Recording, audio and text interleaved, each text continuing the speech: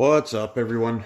Today I want to talk about an issue that I've had with my power steering pump after I lifted my truck and put big tires on. So this was an issue for a couple years. I just finally got around to fixing it, but I'd like to share it with you guys, so hopefully to save some time for everybody else. But anyways, so this is a used power steering pump that I got here sitting on the shelf. Same rules will apply. So looking at your power steering pump here, you'll have a hose connected to the fitting orifice here. So what you're going to want to do is take that hose off, and then you're going to want to take this fitting off. It's a 1-inch on a GM pump.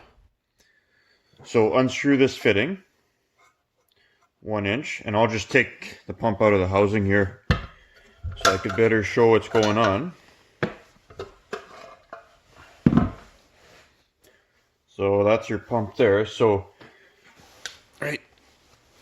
this orifice, the flow orifice, sits in here.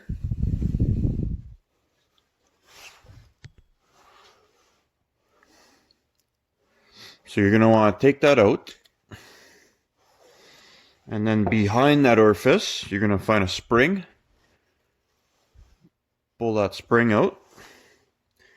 And then we are going to find our pressure relief valve. So to remove that, you need a magnet. Stick it in there. And there you go. This is the part we want to look at. This is a relief fitting, the relief valve. So essentially what this does is it prevents your pump from making too much pressure. And from stock, they're designed to turn stock tires essentially, but once you lift your truck and then you put, say, 12.5-inch tires on there, there's a lot more drag on the system. So you're going to need to modify this relief valve here, and I'm going to show you guys how to do it. So what you're going to want to do is grab 2 pieces of wood. Place your relief in the middle. Crank her down pretty tight, because depending on whether it's got Loctite or not, she'll be on there good.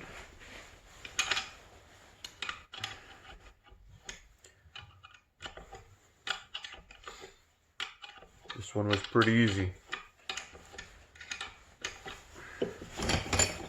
So you don't want to clamp this in the vise because it is a machine surface.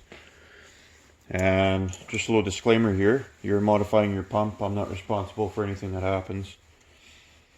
This is just what I did, and it's worked very well.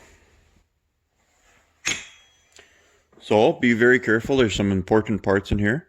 This is a screen filter, by the way, so it'd be a good time to clean it right now. Mine's a little bit dirty, so I'm going to give it that a clean. So when you pull that apart, you're going to have a little BB that comes out, and a little pin.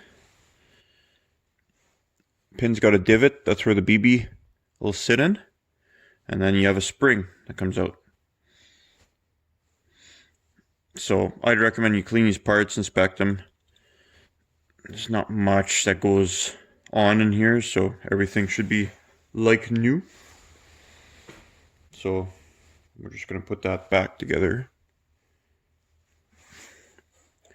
Don't lose any parts. There's 4 parts. If you lose any of them, this is no more good. So I'm going to put this back together. So if you get yourself a measuring device,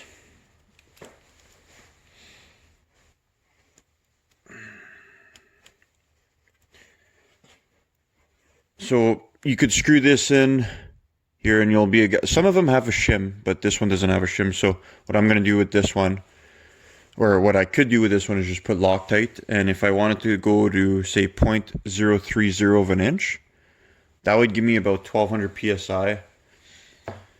Stock is about 1000, 1050. I'm just going to crank it right in till there's no more gap here, and that's going to give me around 1400 psi. And keep note, or take note that it's not going to be giving you 1400 psi or whatever all the time. This is only going to be the relief point of the pump. So say when you turn lock to lock, or when you're, in my case, when I was trying to parallel park, I would hear a hissing, and that's this little relief valve here letting go, and it's bypassing fluid. So instead of that high pressure fluid going up the hose to my steering box, this guy here was relieving it. So like I said, I'm going to crank it right in. If you don't want to go in all the way, I would suggest going to about a 32nd of an inch, which is 0.030 of an inch. We're really close anyways. And I would put a little bit of Loctite on it, but since I'm screwing it in all the way, I'm not going to need Loctite because it's not going to move. But yeah, make sure she's tight, and yeah, put it back together. And this worked for me. Like I say, I've been dealing with Armstrong parking for years now, but this is all it was. No, I didn't have a bad pump or a bad box or anything. I just had to modify this. And like I say, like they're set for stock tires, which in my case were 275s. But when you go bigger, you just have to modify this guy, right? Because there's no sense for stock tires. Like if you got stock tires, there's no sense for it to output 1400 psi if it's only going to require 1000 to turn them, right? But in my case, like I say, because I had bigger tires, I had to modify it. So anyways, this is something I wish I knew a long time ago, so I just figured I'd make a video, and hope you guys enjoyed it. Subscribe. Thanks.